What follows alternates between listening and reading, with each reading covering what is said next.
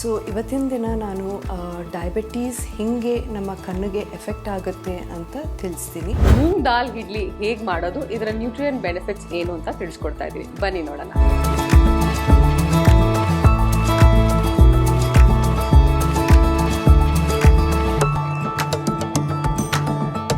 AYUSH TV ವೀಕ್ಷಕರೆಲ್ಲರಿಗೂ ನಮಸ್ಕಾರ. ಅಂಗೈಯಲ್ಲಿ ಆರೋಗ್ಯ ಕಾರ್ಯಕ್ರಮಕ್ಕೆ ತಮ್ಮೆಲ್ಲರಿಗೂ ಪ್ರೀತಿಯ ಸ್ವಾಗತ. ಯೋಗಕ್ಷೇಮ ಅನ್ನೋದು ವೈದ್ಯಕೀಯ ಪರಿಹಾರ ಅಲ್ಲ, ಬದಲಿಗೆ ಅದು ಜೀವನದ ಒಂದು ವಿಧಾನವಾಗಿದೆ. ಜೀವನ ಶೈಲಿ ನಮ್ಮ ದೇಹ, ಮನಸ್ಸು ಹಾಗೂ ಚೈತನ್ಯದ ಎಲ್ಲ ಆಯಾಮಗಳಿಗೂ ಸ್ಪಂದಿಸುತ್ತೆ. ಹೀಗಾಗಿ ಪ್ರತಿಯೊಬ್ಬರೂ ಒಂದೊಳ್ಳೆ ಜೀವನ ಶೈಲಿಯನ್ನು ಪಾಲಿಸಬೇಕಾಗಿರೋದು ಅತ್ಯಗತ್ಯ. ಈ ರೀತಿಯಾಗಿ ನಿಮ್ಮ ಜೀವನ ಶೈಲಿಯನ್ನು ಉತ್ತಮಗೊಳಿಸುವಲ್ಲಿ ನಾವು ಎಲ್ಲ ರೀತಿಯಿಂದಲೂ ಪ್ರಯತ್ನ ಮಾಡ್ತಾ ಇದ್ದೀವಿ. ಇದಕ್ಕೆ ಬೇಕಾದ ಸಾಕಷ್ಟು ಮಾಹಿತಿಯನ್ನು ನಮ್ಮ ಕಾರ್ಯಕ್ರಮದಲ್ಲಿ ನಿಮಗೋಸ್ಕರ ನೀಡ್ತಾ ಬಂದಿದ್ದೀವಿ. ನೀವು ನೋಡ್ತಾ ಇದ್ದೀರಾ ಅಂಗೈಯಲ್ಲಿ ಆರೋಗ್ಯ ಕಂಪ್ಲೀಟ್ ಲೈಫ್ ಸ್ಟೈಲ್ ಗೈಡ್. ನಮ್ಮ ದಿನನಿತ್ಯದ ಆಹಾರದಲ್ಲಿ ಅಥವಾ ಅಡುಗೆಯಲ್ಲಿ ಸಾಕಷ್ಟು ಪ್ರೋಟೀನ್ ಸೇರಿಸ್ಕೊಳ್ಳೋ ಅಗತ್ಯ ಇರುತ್ತೆ. ಆದರೆ ಯಾವುದರಲ್ಲಿ ಎಷ್ಟು ಪ್ರೋಟೀನ್ ಇದೆ, ಪ್ರೋಟೀನ್ ಇಂಟೇಕ್ ಹೇಗೆ ಮಾಡಬೇಕು ಅನ್ನೋದ್ರ ಬಗ್ಗೆ ಸಾಕಷ್ಟು ಗೊಂದಲಗಳು ಹಾಗೂ ಪ್ರಶ್ನೆಗಳು ನಮ್ಮಲ್ಲಿರುತ್ತೆ. ಇವತ್ತಿನ ಹೆಲ್ದಿ ಫುಡ್ ಸೆಗ್ಮೆಂಟ್ನಲ್ಲಿ ನಮ್ಮ ಫುಡ್ ಎಕ್ಸ್ಪರ್ಟ್, ಡಯಾಬಿಟಿಕ್ ಎಜುಕೇಟರ್ ಹಾಗೂ ನ್ಯೂಟ್ರಿಷನಿಸ್ಟ್ ಪವಿತ್ರ ಅವರು ಒಂದೊಳ್ಳೆ ಪ್ರೋಟೀನ್ ರಿಚ್ ರೆಸಿಪಿಯನ್ನು ತೋರಿಸ್ಕೊಡ್ತಾರೆ. ನೋಡೋಣ ಬನ್ನಿ.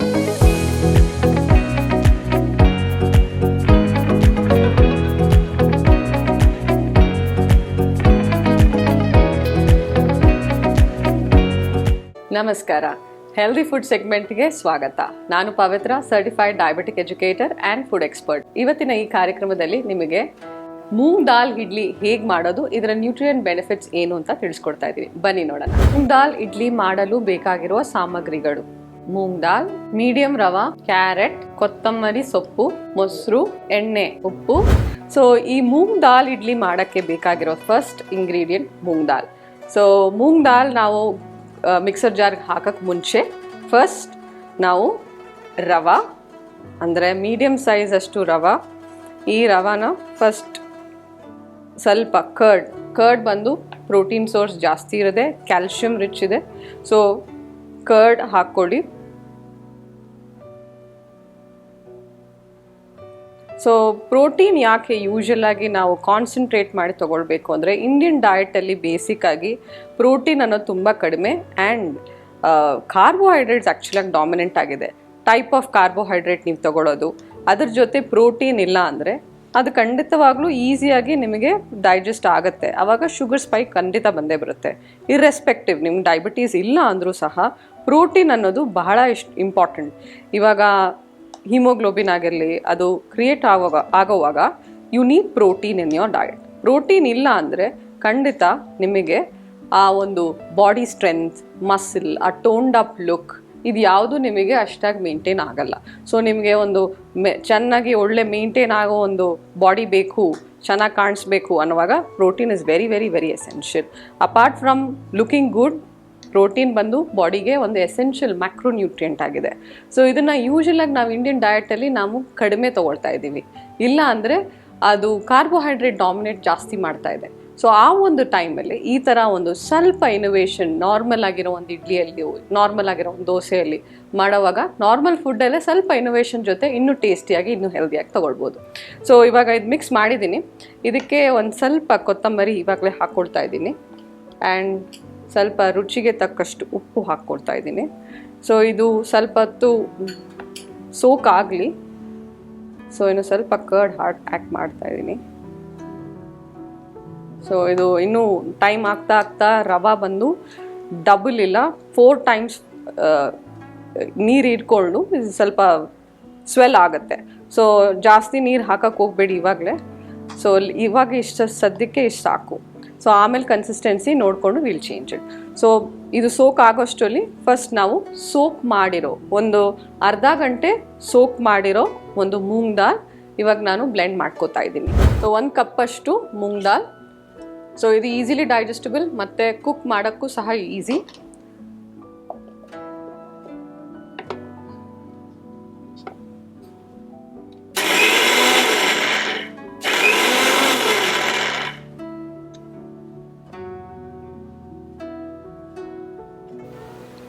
ಸೊ ಇದಕ್ಕೆ ಸ್ವಲ್ಪ ನೀರು ಹಾಕ್ಕೊಳ್ಳೋಣ. ಅದು ಫೈನ್ ಪೇಸ್ಟ್ ಆಗಿರಲಿ, ಯಾಕಂದರೆ ಇಡ್ಲಿ ಚೆನ್ನಾಗಿ ಬರಬೇಕಂತ.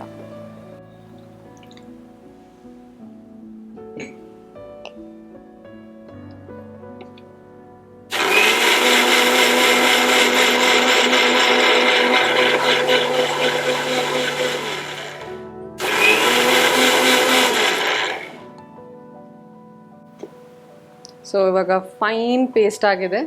ಸೊ ಇದನ್ನು ನಾವು ನಮ್ಮ ಬ್ಯಾಟರ್ಗೆ ಇವಾಗ ಹಾಕ್ಕೊಳ್ಬೋದು. ಸೊ ಇವಾಗ ಇನ್ನೂ ಸ್ವಲ್ಪ ಪ್ರೋಟೀನ್ ಇನ್ಕ್ರೀಸ್ ಮಾಡ್ತಾ ಇದ್ದೀವಿ. ಒಂದು ಕರ್ಡ್ ಹಾಕಿದ್ದೀವಿ, ಕರ್ಡಿನ ಜೊತೆಗೆ ನಾವು ಮೂಂಗ್ ದಾಲ್ನ ಹಾಕ್ತಾಯಿದ್ದೀವಿ. ಮೂಂಗ್ ದಾಲ್ ಪೇಸ್ಟ್ ಹಾಕೋದ್ರಿಂದ ಫಾಸ್ಟಾಗಿ ಡೈಜೆಸ್ಟ್ ಆಗುತ್ತೆ. ಕುಕ್ ಮಾಡೋವಾಗಲೂ ಏನೂ ಪ್ರಾಬ್ಲಮ್ ಆಗಲ್ಲ. ಸೊ ನಮಗೆ ಡಬಲ್ ಅಮೌಂಟ್ ಆಫ್ ಪ್ರೋಟೀನ್ ಬರುತ್ತೆ ಇದರಿಂದ.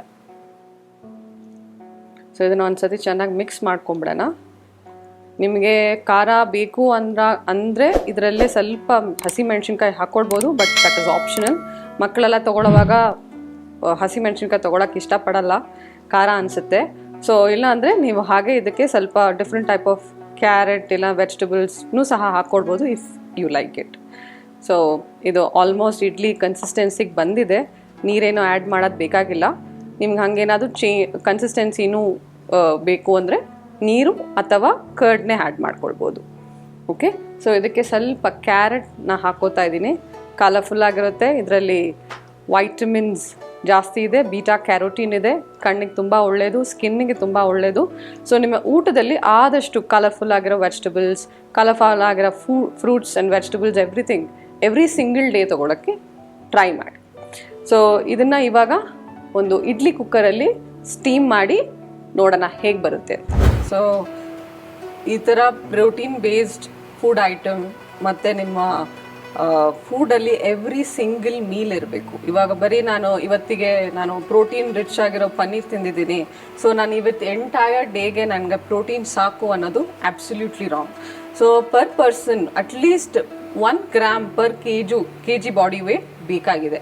ಸೊ ಇದಕ್ಕೆ ನೀವು ಯೂಶಲ್ ಆಗಿ ಏನು ಮಾಡ್ತೀರಿ, ಬರೀ ಒಂದು ದಿನ ಮಾತ್ರ ಯಾವುದಾದ್ರೂ ಒಂದು ಪರ್ಟಿಕ್ಯುಲರ್ ಮೀಲಲ್ಲಿ ಪ್ರೋಟೀನ್ ಇಲ್ಲಾಂದರೆ different type of protein sources ಜಾಸ್ತಿ ತೊಗೊಂಡಿದ್ರೆ ನನಗೆ ಪ್ರೋಟೀನ್ ಸಫಿಷಿಯೆಂಟ್ ಅಂತ ಅಲ್ವೇ ಅಲ್ಲ. So every single day protein, every major meal, breakfast, lunch ಮತ್ತು ಡಿನ್ನರ್ ಎಲ್ಲದಕ್ಕೂ ಸಹ ಇರಬೇಕು. ಸೊ ಆ ಥರ ನೀವು ಮೇಂಟೈನ್ ಮಾಡಿದಾಗ ಓವರ್ ಆಲ್ ನಿಮ್ಮ ಪ್ರೋಟೀನ್ ಇಂಟೇಕ್ ಕರೆಕ್ಟಾಗಿ ಮೇಂಟೈನ್ ಆಗುತ್ತೆ. ಇದರಿಂದ ನಿಮ್ಮ ಮೆಟಬಾಲಿಕ್ ರೇಟ್ ಜಾಸ್ತಿ ಇನ್ಕ್ರೀಸ್ ಆಗುತ್ತೆ. ಸೊ ಮೆಟಬಾಲಿಸಮ್ ಜಾಸ್ತಿ ಇದ್ದರೆ ಖಂಡಿತ ನೀವು ವೇಟು ಸಹ ಮೇಂಟೈನ್ ಆಗ್ತೀರಾ. ಸೊ ಅದರಿಂದ make sure every single day protein intake maintain ಆಗೋಕ್ಕೆ ಡಿಫ್ರೆಂಟ್ ಟೈಪ್ ಆಫ್ ಫುಡ್ ಇಂಗ್ರೀಡಿಯೆಂಟ್ಸ್ನ ಇನ್ಕ್ರೀಸ್ ಮಾಡ್ತಾ ಇರಿ. ಸೊ ಇವಾಗ ಆಯಿಲ್ನ ಅಪ್ಲೈ ಮಾಡಿದ್ದೀನಿ. ಸೊ ಸ್ಲೋ ಆಗಿ ಒಂದು ಸ್ವಲ್ಪ ಜಾಸ್ತಿ ಹಾಕೋದು ಬೇಕಾಗಿಲ್ಲ.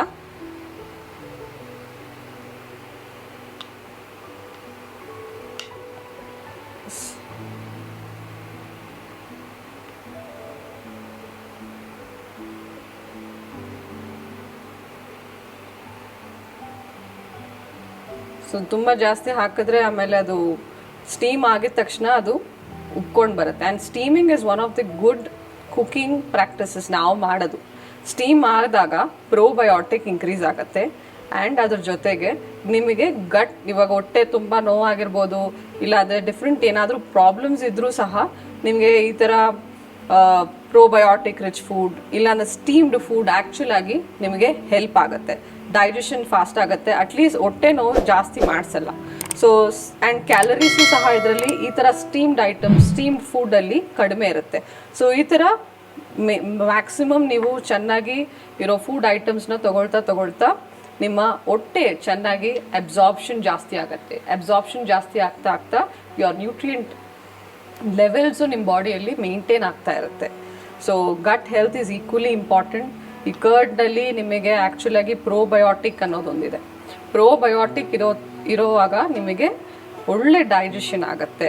ಅಟ್ಲೀಸ್ಟ್ ನಿಮಗೆ ಯಾವ ಥರ ಒಂದು ಹೊಟ್ಟೆ ನೋವು ಆಗಿರಲಿ, ಏನೇ ಒಂದು ಪ್ರಾಬ್ಲಮ್ ಆಗಿರಲಿ ಆಗಲ್ಲ. ಓಕೆ, ಸೊ ಆಲ್ಮೋಸ್ಟ್ ಹಾಕಿದ್ದೀನಿ. So will keep this inside the cooker. So ಈಗ ವಾಟರ್ ಆಲ್ಮೋಸ್ಟ್ ಬಾಯ್ಲ್ ಆಗಿದೆ. ಸೊ ಇದರಲ್ಲಿ ಇವಾಗ ನಾವು ಸ್ಟೀಮ್ ಮಾಡ್ತಾ ಇದ್ದೀವಿ. ಒಂದು 10 ಮಿನಿಟ್ಸ್ ಸ್ಟೀಮ್ ಇಟ್ಟರೆ ಸಾಕು, ಇಡ್ಲಿ, ಮೂಂಗ್ ದಾಲ್ ಇಡ್ಲಿ ರೆಡಿ ಆಗುತ್ತೆ. ಇವಾಗ ಸ್ಟೀಮ್ ಆಗಿದೆಯಾ, ಕುಕ್ ಆಗಿದೆಯಾ ಅಂತ ನೋಡೋಣ. ಸೊ ಆಲ್ಮೋಸ್ಟ್ ಆಗಿದೆ.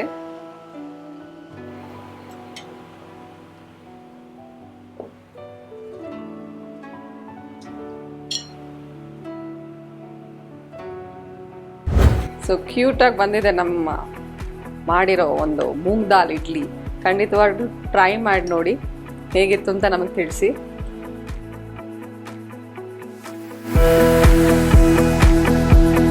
ನೋಡಿದ್ರಲ್ಲ ವೀಕ್ಷಕರೇ, ಮೂಂಗ್ ದಾಲ್ ಇಡ್ಲಿ ಹೇಗೆ ಮಾಡೋದು ಅಂತ. ಮತ್ತೊಮ್ಮೆ ನಿಮ್ಮೆಲ್ಲರನ್ನು ಒಂದು ಒಳ್ಳೆಯ ಹೆಲ್ದಿ ರೆಸಿಪಿ ಜೊತೆ ಮೀಟ್ ಮಾಡ್ತೀನಿ. ಧನ್ಯವಾದಗಳು. ಮಧುಮೇಹ ಬಂದ ತಕ್ಷಣ ಒಂದಾದ್ರ ಮೇಲೆ ಒಂದು ಹೆಲ್ತ್ ಕಾಂಪ್ಲಿಕೇಶನ್ ಬರ್ತಾನೆ ಇರುತ್ತೆ. ಅದರಲ್ಲೂ ಮಧುಮೇಹಿಗಳಲ್ಲಿ ದೃಷ್ಟಿ ಕಳೆದುಕೊಳ್ಳುವಂತಹ ಚಾನ್ಸಸ್ ಹೆಚ್ಚಾಗಿರುತ್ತೆ. ಮಧುಮೇಹಿಗಳು ಯಾಕೆ ದೃಷ್ಟಿ ಕಳ್ಕೊಳ್ತಾರೆ ಅನ್ನೋದ್ರ ಬಗ್ಗೆ ಮಾಹಿತಿ ನೀಡ್ತಾರೆ ನಮ್ಮ ಹೆಲ್ತ್ ಎಕ್ಸ್ಪರ್ಟ್.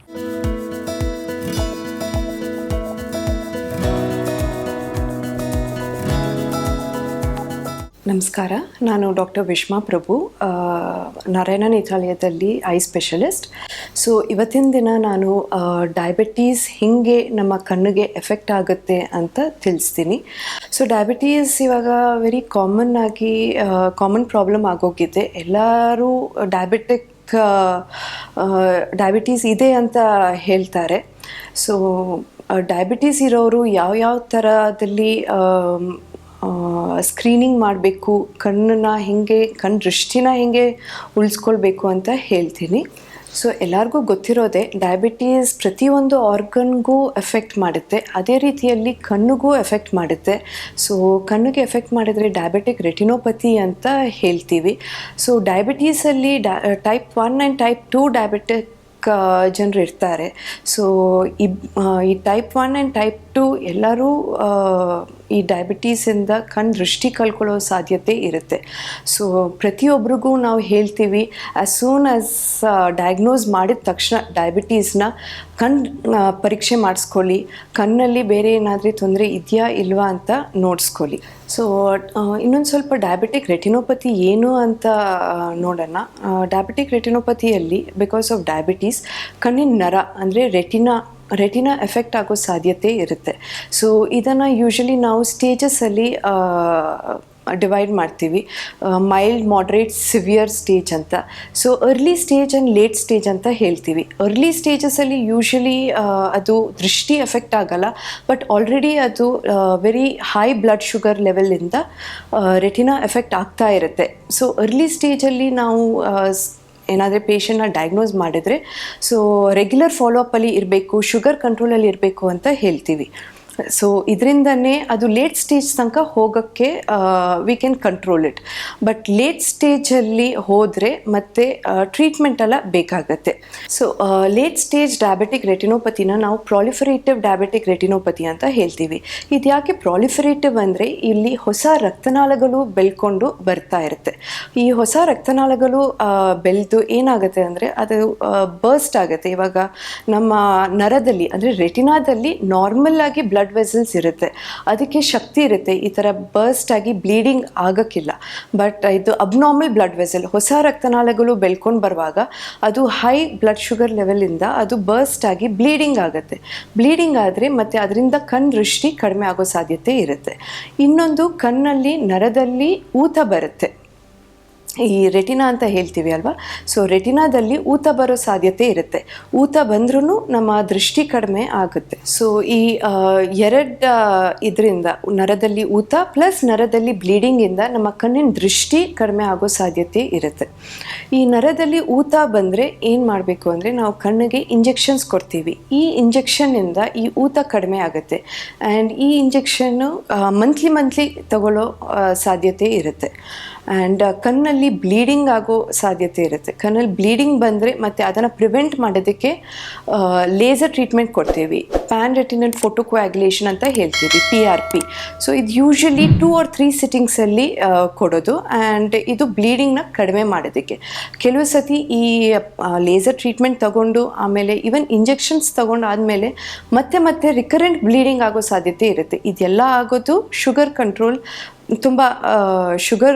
ಕಂಟ್ರೋಲ್ ಇಲ್ಲದಿರೋ ಕಾರಣದಿಂದ ಈ ಮತ್ತೆ ಬ್ಲೀಡಿಂಗ್ ಆಗೋ ಸಾಧ್ಯತೆ ಇರುತ್ತೆ. ಈ ಲೇಸರ್ ಟ್ರೀಟ್ಮೆಂಟ್ ಎಲ್ಲ ತಗೊಂಡು ಆದಮೇಲೆ ಏನಾದರೆ ಬ್ಲೀಡಿಂಗ್ ಜಾಸ್ತಿ ಆಗಿ ದೃಷ್ಟಿ ತುಂಬಾ ಕಡಿಮೆ ಆಗಿದ್ರೆ ನೆಕ್ಸ್ಟ್ ಸ್ಟೇಜ್ ಬಂದು ಸರ್ಜರಿಯಲ್ಲಿ ಈ ಬ್ಲೀಡಿಂಗ್ನ ಕ್ಲಿಯರ್ ಮಾಡ್ಬೋದು. ಕೆಲವು ಸತಿ ಏನಾಗುತ್ತೆ, ಬ್ಲೀಡಿಂಗ್ ಸ್ಟಾಪ್ ಆಗಿರುತ್ತೆ, ಬಟ್ ನರದಲ್ಲಿ ಹೊಸ ರಕ್ತನಾಳಗಳು ಬೆಳ್ಕೊಂಡು ಆ ನರ ಎಳ್ಕೊಳ್ಳುತ್ತೆ. ಸೊ ನರ ಅದರ ಜಾಗದಿಂದ ಬಿಟ್ರೆ ಆ ದೃಷ್ಟಿ ಅದರಿಂದನೂ ಕಡಿಮೆ ಆಗುತ್ತೆ. ಸೊ ಇದಕ್ಕೆ ಟ್ರೀಟ್ಮೆಂಟ್ ಬಂದು ಸರ್ಜರಿ ಮಾಡಿ, ಅಂದರೆ ನರದ ಸರ್ಜರಿ ಮಾಡಿ ಈ ಬ್ಲೀಡಿಂಗ್ನ ಕ್ಲಿಯರ್ ಮಾಡಬೇಕು. ಆಮೇಲೆ ಆ ನರನ ಅದ್ರ ಜಾಗಕ್ಕೆ ಸೇರಿಸ್ಬೇಕು. ಇದೆಲ್ಲ ಆದಮೇಲೆ ನರಕ್ಕೆ ಎಷ್ಟು ಶಕ್ತಿ ಇರುತ್ತೆ ಅಷ್ಟು ದೃಷ್ಟಿ ಬರುತ್ತೆ. ಕೆಲವು ಸತಿ ಇದೆಲ್ಲ ಇರಿವರ್ಸಿಬಲ್ ಡ್ಯಾಮೇಜ್ ಆಗುತ್ತೆ. ಸೊ ಈ ಸ್ಟೇಜ್ ಹೋಗೋಕ್ಕಿಂತ ಮುಂಚೆನೇ ನೀವು ಎಲ್ಲ ಡಯಾಬಿಟೀಸ್ ಇರೋರು ಏನಾದರೆ ಕರೆಕ್ಟಾಗಿ ಸ್ಕ್ರೀನಿಂಗ್ ಮಾಡಿಕೊಂಡು ರೆಗ್ಯುಲರ್ ಚೆಕಪ್ ಮಾಡಿಕೊಂಡ್ರೆ ಈ ಸ್ಟೇಜ್ ಹೋಗೋಕ್ಕೆ ಕಂಟ್ರೋಲ್ ಮಾಡ್ಬೋದು. ಕೆಲವು ಸತಿ ಡಯಾಬಿಟಿಸ್ ಇರೋರು ಕಣ್ಣು ಚೆಕಪ್ಪೇ ಮಾಡಿಸ್ಕೊಳ್ಳಲ್ಲ. ಅದು ಹೋಗ್ತಾ ಕೆಲವು ಸತಿ ಅವ್ರು ಹೇಳ್ತಾರೆ ಕಣ್ಣು ಮಂಜು ಕಾಣಿಸ್ತಾ ಇದೆ, ದೃಷ್ಟಿ ಕಡಿಮೆ ಆಗ್ತಾ ಇದೆ. ಇದೆಲ್ಲ ಅರ್ಲಿ ಸಿಂಪ್ಟಮ್ಸ್, ಏನಂದರೆ ರೆಟಿನಾದಲ್ಲಿ ಎಫೆಕ್ಟ್ ಆಗ್ತಾ ಇದೆ ಅಂತ ಗೊತ್ತಾಗುತ್ತೆ. ವಿಷನ್ ಹೋಗ್ತಾ ಬ್ಲರಿ ವಿಷನ್ ಆಗುತ್ತೆ. ಆಮೇಲೆ ಕೆಲವು ಸತಿ ಅಡ್ವಾನ್ಸ್ ಸ್ಟೇಜಿಗೆ ಹೋದರೆ ಕಣ್ಣಿನ ಪ್ರೆಷರ್ ಜಾಸ್ತಿ ಆಗೋ ಸಾಧ್ಯತೆ ಇರುತ್ತೆ. ಸೊ ಅದಕ್ಕೆ ಗ್ಲಾಕೋಮಾ ಅಂತ ಹೇಳ್ತೀವಿ. So diabetes, long standing diabetic retinopathy ಇದ್ದು ಮತ್ತು ಅದನ್ನು ಟ್ರೀಟ್ಮೆಂಟ್ ತಗೊಂಡಿಲ್ಲ ಅಂದರೆ ಅದು ಪ್ರೆಷರ್ ಜಾಸ್ತಿಯಾಗಿ ಕಣ್ಣು ನೋವು ಉಂಟಾಗುತ್ತೆ. ಸೊ ಇದೆಲ್ಲ ಕಾಣಿಸ್ಕೊಂಡ್ರೆ ನೀವು ಬೇಗ ಬಂದು ಕಣ್ಣು ಚೆಕಪ್ ಮಾಡಿಸ್ಕೊಳ್ಳೋದು ಬೆಟರ್. ಸೊ ಡಯಾಬಿಟೀಸಿಂದ ದೃಷ್ಟಿ ಕಡಿಮೆ ಆಗುತ್ತೆ ಸರಿ, ಬಟ್ ಅರ್ಲಿಯಾಗಿ ನೀವು ಡಯಾಬಿಟೀಸ್ ಡಯಾಗ್ನೋಸ್ ಮಾಡ್ಕೊಂಡಿದ್ದೀರಾ. ಆಮೇಲೆ ಸೊ ಒಂದು ಸತಿ ಡಯಾಗ್ನೋಸ್ ಆದಮೇಲೆ ರೆಗ್ಯುಲರ್ಲಿ ನೀವು ಕಣ್ಣು ಚೆಕಪ್ ಮಾಡಿಸ್ಬೇಕು. ಇವನ್ ದೋ ನಿಮಗೆ ದೃಷ್ಟಿ ಏನು ಕಡಿಮೆ ಆಗಿಲ್ಲ ಅಂದ್ರೂ ಎವ್ರಿ 6 months ಅಟ್ಲೀಸ್ಟ್ ವರ್ಷಕ್ಕೊಂದು ಸತಿ ಹೋಗಿ ನಿಮ್ಮ ಕಣ್ಣು ಚೆಕಪ್ ಮಾಡಿಸ್ಕೊಂಡು ನರ ಚೆಕಪ್ ಮಾಡಿಸ್ಕೊಳ್ಳಿ. ಎಸ್ಪೆಷಲಿ ನರ, ಅದು diabetic retinopathy is a very early ಸ್ಟೇಜಲ್ಲಿ ಸಿಂಪ್ಟಮ್ಸ್ ಏನು ತೋರಿಸಲ್ಲ. ಸೊ ಅದರಿಂದ ರೆಟಿನಾ ಚೆಕಪ್ ಮಾಡಿಸ್ಕೊಳ್ಳಿ. ಆಮೇಲೆ ವರ್ಷಕ್ಕೊಂದು ಸತಿ ಆದರೂ ಮಾಡಿಸ್ಕೊಳ್ಳಿ. ನಿಮಗೆ ಇವಾಗ ಹೇಳಿದ್ದೀವಿ ಹೇಗೆ ಯಾವಾಗ ರೆಗ್ಯುಲರಾಗಿ ಚೆಕಪ್ ಮಾಡ್ಕೊಳ್ಬೇಕು. ಸೊ ಇದುವರೆಗೂ ನಾನು ಡಯಾಬಿಟೀಸಿಂದ ಹಿಂಗೆ ಕಣ್ಣು ಎಫೆಕ್ಟ್ ಆಗಿರುತ್ತೆ ಅಂತ ಹೇಳಿದ್ದೀನಿ, ಬಟ್ ಬೇರೆ ಆರ್ಗನ್ಸು ಎಫೆಕ್ಟ್ ಆಗೋ ಸಾಧ್ಯತೆ ಇರುತ್ತೆ. ಸೊ ಒನ್ಸ್ ಡಯಾಗ್ನೋಸ್ ಮಾಡಿದ ತಕ್ಷಣ ಎಲ್ಲ ಫುಲ್ ಬಾಡಿ ಚೆಕಪ್ ಮಾಡಿಸ್ಕೊಳ್ಳಿ, ಕಣ್ಣು ಚೆಕಪ್ ಮಾಡಿಸ್ಕೊಳ್ಳಿ. ಆ್ಯಂಡ್ ಹುಷಾರಾಗಿ ಡಯಾಬಿಟೀಸ್ ಇರೋರು ಕಂಟ್ರೋಲಲ್ಲಿ ಇಟ್ಕೊಳ್ಳಿ. That is more important. So do take care of yourself. Thank you. ಹಿತ್ತಲ ಗಿಡ ಮದ್ದಲ್ಲ ಅನ್ನೋ ಗಾದೆ ಮಾತನ್ನ ನಾವೆಲ್ಲ ಕೇಳಿರ್ತೀವಿ. ಆದರೂ ಕೆಲವೊಮ್ಮೆ ಅದನ್ನ ಮರೆತು ಹೊರಗಡೆ ಅದಕ್ಕೆ ಪರಿಹಾರವನ್ನ ಹುಡುಕ್ತಾ ಇರ್ತೀವಿ. ಆದರೆ ಮನೆಯಲ್ಲೇ ನಮ್ಮ ಆರೋಗ್ಯವನ್ನ, ಸೌಂದರ್ಯವನ್ನ ಕಾಪಾಡ್ಕೋಬಹುದು ಅನ್ನೋದರ ಬಗ್ಗೆ ಮಾಹಿತಿಯನ್ನ ಕೊಡ್ತಾರೆ ಶೀತಲ್ ಅವರು. ನೋಡೋಣ ಬನ್ನಿ.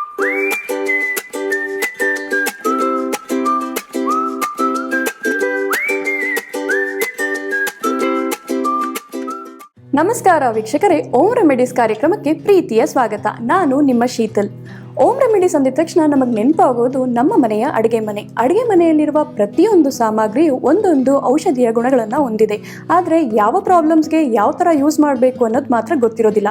ಅದು ನಮ್ಮ ಕಾರ್ಯಕ್ರಮದಲ್ಲಿ ನಾವು ಒಂದೊಂದಾಗಿ ತಿಳಿಸ್ಕೊಡ್ತಾ ಬರ್ತೀವಿ. ರೇಡಿಯಂಟ್ ಸ್ಕಿನ್ ಅಂದಿದ ತಕ್ಷಣ ಯಾರಿಗೆ ತಾನೇ ಇಷ್ಟ ಇಲ್ಲ ಹೇಳಿ? ರೇಡಿಯಂಟ್ ಸ್ಕಿನ್ ಅಂತಂದರೆ ಅದನ್ನು ಪಡ್ಕೊಳ್ಳೋದಕ್ಕೋಸ್ಕರ ನಾವು ಯಾವ ಕ್ರೀಮನ್ನು ಯೂಸ್ ಮಾಡಬೇಕು, ಯಾವ ಸೋಪನ್ನು ಯೂಸ್ ಮಾಡಬೇಕು ಅಂತ ಸರ್ಚ್ ಮಾಡೋಕೆ ಹೋಗ್ತೀವಿ.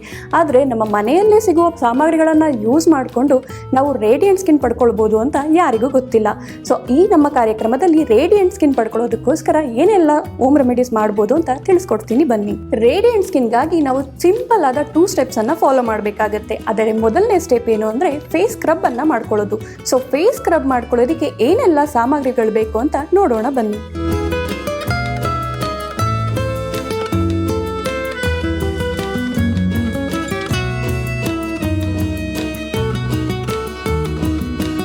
ರೇಡಿಯಂಟ್ ಸ್ಕಿನ್ ಪಡ್ಕೊಳ್ಳೋದಕ್ಕೋಸ್ಕರ ನಾನು 2 ಸಿಂಪಲ್ ಸ್ಟೆಪ್ಸನ್ನು ಫಾಲೋ ಮಾಡಬೇಕು ಅಂತ ಹೇಳಿದೆ. ಅದರಲ್ಲಿ ಮೊದಲನೇ step face scrub. Face scrub ಮಾಡೋದಕ್ಕೆ ನಮಗೆ ಬೇಕಾಗಿರೋದು 2 ಸ್ಪೂನ್ ಅಕ್ಕಿ ಹಿಟ್ಟು. ಅಕ್ಕಿ ಹಿಟ್ಟಿನಲ್ಲಿ ಫೆಮಿನೋ ಆಸಿಡ್ಸ್ ಹಾಗೂ ಅಮಿನೋ ಆಸಿಡ್ಸ್ ಅನ್ನೋ ಅಂಶಗಳಿರುತ್ತವೆ. ಅದು ನಮಗೆ ಸನ್ಸ್ಕ್ರೀನ್ ಆಗಿ ಕೆಲಸ ಮಾಡುತ್ತೆ ಹಾಗೂ ಸನ್ ಟ್ಯಾನ್ ಆಗಿದ್ರೆ ನಮ್ಮ ತ್ವಚೆಯ ಮೇಲೆ ಅದನ್ನು ಹೋಗಲಾಡಿಸೋದಕ್ಕೂ ಸಹ ಸಹಾಯ ಮಾಡುತ್ತೆ. ನಂತರ ನಮಗೆ ಬೇಕಾಗಿರೋದು 1 ಸ್ಪೂನ್ ಕಾಫಿ ಪೌಡರ್. ಅದು ಇನ್ಸ್ಟೆಂಟ್ ಕಾಫಿ ಪೌಡರೇ ಆಗಿರಬೇಕು. ಕಾಫಿ ಪೌಡರಲ್ಲಿ ನಮ್ಗೆ ಎಲ್ಲರಿಗೂ ಗೊತ್ತಿರೋ ಹಾಗೆ ಕೆಫೈನ್ ಇದೆ. ಸೊ ಕೆಫೈನ್ ಇರೋದ್ರಿಂದ ಅದು ನಮ್ಮ ತ್ವಚೆಯ ಮೇಲಿನ ಬ್ಲಡ್ ಸರ್ಕ್ಯುಲೇಷನ್ ಚೆನ್ನಾಗಿ ಮಾಡೋದಕ್ಕೆ ಹೆಲ್ಪ್ ಮಾಡೋದ್ರ ಜೊತೆಗೆ ನ್ಯಾಚುರಲ್ ಹೊಳಪನ್ನು ಕೊಡುತ್ತೆ. ಕೊಡುತ್ತೆ. ಹಾಗೂ ನಂತರ ನಮಗೆ ಬೇಕಾಗಿರೋದು ಮಿಕ್ಸಿಂಗ್ಗೆ ಕರ್ಡಲ್ಲಿ ಹೆಚ್ಚಾದ ಕ್ಯಾಲ್ಸಿಯಂ ಅಂಶ ಇರೋದ್ರಿಂದ ನಮ್ಮ ಫೇಸ್ ಮೇಲೆ ಯಾವುದೇ ರೀತಿಯ ರಿಂಕಲ್ಸ್ ಇದ್ರೂ ಕೂಡ ಅದು ಹೋಗಲಾಡಿಸೋದಕ್ಕೆ ಸಹಾಯ ಮಾಡುತ್ತೆ. ನಾನು ಆಗಲೇ ಹೇಳಿರೋ ಹಾಗೆ ರೇಡಿಯಂಟ್ ಸ್ಕಿನ್ ಪಡ್ಕೊಳ್ಳೋದಕ್ಕೋಸ್ಕರ 2 ಸಿಂಪಲ್ ಸ್ಟೆಪ್ಸ್ಗಳನ್ನು ಫಾಲೋ ಮಾಡಬೇಕಾಗಿರುತ್ತೆ ಅಂತ.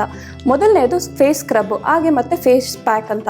ಸೊ ಫೇಸ್ ಪ್ಯಾಕ್ ಹಾಕೋದಕ್ಕೆ ಮೊದಲು ಸ್ಕ್ರಬ್ಬನ್ನು ಮಾಡಬೇಕಾಗುತ್ತೆ. ಸ್ಕ್ರಬ್ ಮಾಡೋದ್ರಿಂದ ಬ್ಲ್ಯಾಕ್ ಹೆಡ್ಸ್ ಆಗಿರ್ಬೋದು, ವೈಟ್ ಹೆಡ್ಸ್ ಆಗಿರ್ಬೋದು, ಹಾಗೂ ಡೆಡ್ ಸ್ಕಿನ್ಗಳನ್ನು ರಿಮೂವ್ ಮಾಡೋದಕ್ಕೆ ಹೆಲ್ಪ್ ಮಾಡುತ್ತೆ ಅಂತಲೇ ಹೇಳ್ಬೋದು. ಫೇಸ್ ಸ್ಕ್ರಬ್ ಮಾಡಿ ಪ್ಯಾಕ್ ಹಾಕೋದ್ರಿಂದ ಎಕ್ಸ್ಟ್ರಾ ಬೆನಿಫಿಟ್ ಇದೆ ಅಂತಲೇ ಹೇಳ್ಬೋದು. ಸೊ ತುಂಬಾ ಹೊಳಪು ಬರುತ್ತೆ ಅಂತಲೂ ಹೇಳ್ಬೋದು. ಈಗ ನಾವು ಫೇಸ್ ಸ್ಕ್ರಬ್ಗೆ ಈ 3 ಇಂಗ್ರೀಡಿಯೆಂಟ್ಸ್ನ ಹಾಕಿ ಹೇಗೆ ರೆಡಿ ಮಾಡೋದು ಅಂತ ನೋಡೋಣ ಬನ್ನಿ. ಸೊ ಫೇಸ್ ಸ್ಕ್ರಬ್ ಮಾಡ್ಕೊಳ್ಳೋದಕ್ಕೆ ನಾವು 2 ಸ್ಪೂನ್ ಅಕ್ಕಿ ಹಿಟ್ಟನ್ನು ಹಾಕೊಳ್ಳೋಣ. ನಂತರ ಇದಕ್ಕೆ 1 ಸ್ಪೂನ್ ಇನ್ಸ್ಟೆಂಟ್ ಕಾಫಿ ಪೌಡರ್ ಸೇರಿಸೋಣ. ಇದಾಕಾದ್ಮೇಲೆ ನಮಗೆ ಮಿಕ್ಸಿಂಗ್ಗೆ ಬೇಕಾಗಿರೋದು ಮೊಸರು.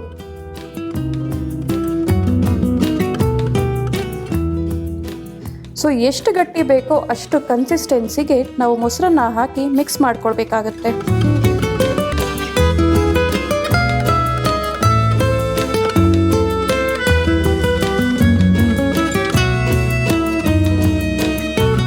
ಸೊ ಅದು ಫೇಸ್ ಸ್ಕ್ರಬ್ ಕನ್ಸಿಸ್ಟೆನ್ಸಿಗೆ ಬರಬೇಕು. ನಾವು ಯೂಶುವಲಿ ಸ್ಕ್ರಬ್ ಮಸಾಜ್ ಮಾಡ್ಕೋಬೇಕಾಗುತ್ತೆ. ಇದನ್ನು ಫೇಸ್ ಸ್ಕ್ರಬ್ಬನ್ನು ಹಾಕಿ ಫೇಸ್ಗೆಲ್ಲ ಅಪ್ಲೈ ಮಾಡಿ 15 ಮಿನಿಟ್ಸ್ ಮಸಾಜ್ ಮಾಡ್ಕೋಬೇಕಾಗತ್ತೆ. ನಾನು ನಿಮ್ಗೆ ಆಗಲೇ ಹೇಳಿರೋ ಹಾಗೆ ಅಕ್ಕಿ ಹಿಟ್ಟನ್ನು ನಾವು ದಿನನಿತ್ಯ ಫೇಸ್ ಮೇಲೆ ಬಳಸೋದ್ರಿಂದ ಒಂದು ಮ್ಯಾಜಿಕ್ ಆಗುತ್ತೆ ಅಂತಲೇ ಹೇಳ್ಬೋದು. ತುಂಬ ಅಂದರೆ ತುಂಬಾ ಗ್ಲೋವನ್ನು ಕೊಡುತ್ತೆ.